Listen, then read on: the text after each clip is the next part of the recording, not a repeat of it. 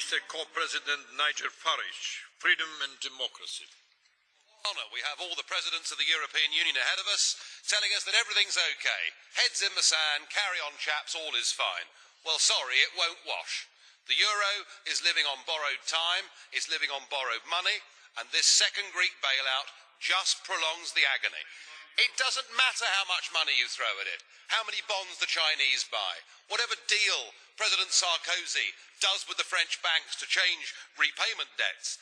The fact is that Greece is going bust. She can't even afford her current repayments, let alone be forced by you to taking on a whole load more debt. This chorus of unanimity from EU leaders and the increasingly appalling IMF is just reinforcing failure, and it's raising bigger questions about the whole European project. There's been a growing loss of faith in you guys, in these institutions, because of your political dishonesty.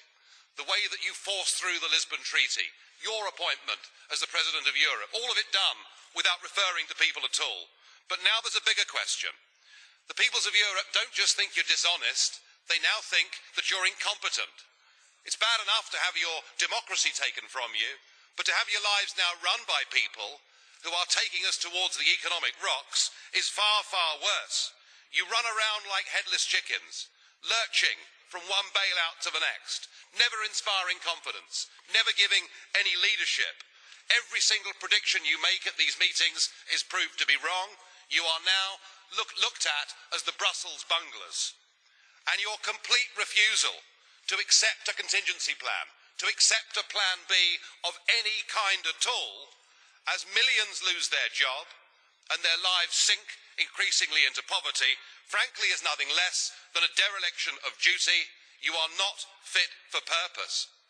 And this chamber may be empty today because MEPs, frankly, don't really care. But as we speak, there are hundreds of thousands gathering in Athens and other big Greek cities.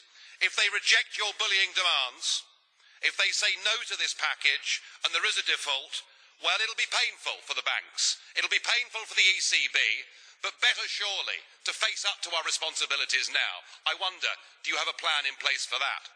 And if they accept your bullying demands, well, don't think that the Arab Spring cannot turn into a Mediterranean summer of discontent as people fight to get their democratic rights back. I know which option I would prefer.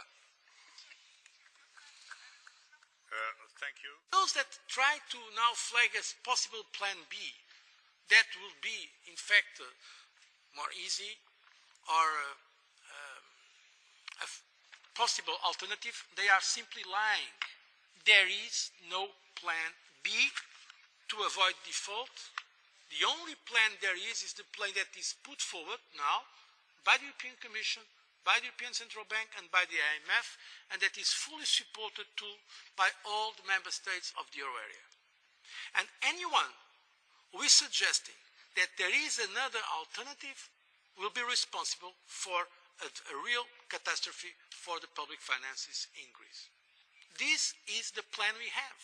And when we have a plan, of course, commentators can always speculate, but usually I leave speculation for speculators. We are not here to speculate. We are here to take actions. And we have defined a plan, we have to stick to it. This is the plan that we have for dealing with the situation in Greece. And any idea to create alternatives, to be all the time putting in question, will not reinforce the confidence of Greece itself in the plan and the confidence of the European Union and overall confidence of the markets. So our message, if we really want to help, is let's stick to the plan agreed.